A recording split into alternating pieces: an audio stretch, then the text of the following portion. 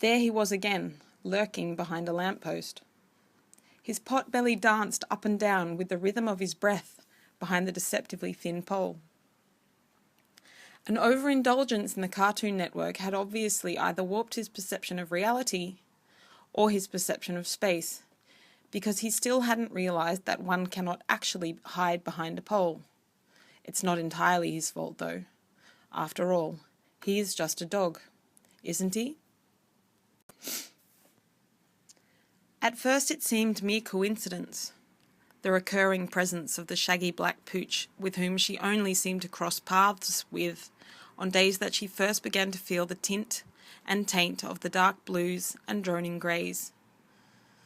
It was to be only much later that she would realise that the nature of these meetings was not coincidental or gloomily serendipitous, but tactically planned out and executed with sniper-esque precision. At first she would notice the scruffy mutt observing her from a distance, his eyes continuously obscured beneath a chaotically fluffy and oversized brow. Oftentimes she would feel that she was being watched before she would catch the ragamuffin voyeur observing her from behind a tree, one leg cocked so as not to blow his cover. At first she welcomed his presence, his comical appearance, odd behaviour, and apparent interest in her distracted her from the inclement thoughts that had once again rolled into her head in the same manner that heavy storm clouds fill a pale blue sky, suddenly and for no apparent reason. As their encounters became more frequent, their distance from one another also decreased. Sometimes he would walk behind her for a distance, and then stop, sit, and watch her go, giving a nod of his head as if to say, "Until we meet again." One day, while out walking, she noticed him creeping up on her from a distance. She stopped at a large, rickety wooden bench that moaned under her weight as she sat. She watched the ungainly black shadow lolloping towards her, stopping intermittently to sniff at the air and pee on whatever unsuspecting inanimate objects lay in his path. Eventually, he reached her bench. He stopped deliberately, as if he'd reached his destination. He sat in front of her, cocked his head to one side, and eyed her with one eye, big and dark and deep and grey. His raspberry-red tongue seemed almost technicoloured in comparison with the inkiness of the black mouth out of which it protruded.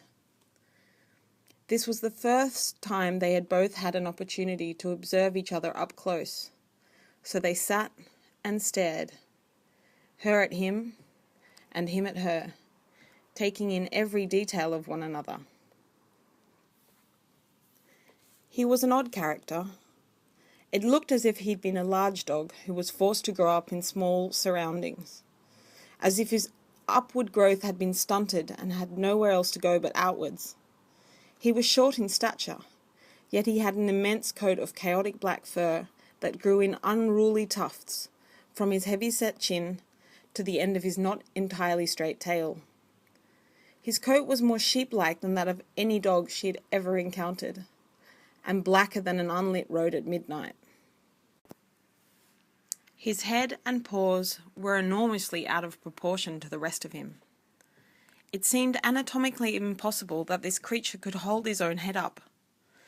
Not surprisingly, his gargantuan head often hung below his shoulders. He would rest it against his body as if trying to relieve the burden. She imagined that this daily defiance of gravity must be exhausting. His paws were the size of bread rolls, fat and soft like dark pillows. She'd often seen him trip over these doughy extremities as he plodded along, his flap ears slapping softly against his head. Occasionally an ear would flip inside out, and he would shake that enormous head to set it straight. This would send a wave of movement down his whole body, sending the black tufts swaying like trees in a storm. There was something timeless about him. His oversized head and paws suggested that he was perhaps still a puppy, like a child whose parents buy everything 2 sizes too big in anticipation of a growth spurt. But wisps of grey around his snout and tangled in his fluffy brow suggested that he was perhaps the owner of more years than you might first guess. The dog shook his head ever so slightly, sending a shiver through the forest of black tufts. The movement shook her too, out of a trance. His cold, deep, grey eyes and the rhythmical pant of his heavy breath had mesmerised her. She'd become lost in this strange creature. She had no idea how much time had elapsed. She felt like the world had momentarily rushed ahead, and she was left behind in a moment that had already been. She looked around her and blinked, as if her eyes were acclimatizing to the light, and looked back at the dog. He lifted his head towards her, blinked, nodded, stood up, turned slowly, and threw a lazy glance over his shoulder as he plodded away. As she watched him go, she felt as if the heavy sadness that had been nestled in her stomach left with him. It was odd, but she was sure she felt her spirits lifting as his odd silhouette shrank into the distance.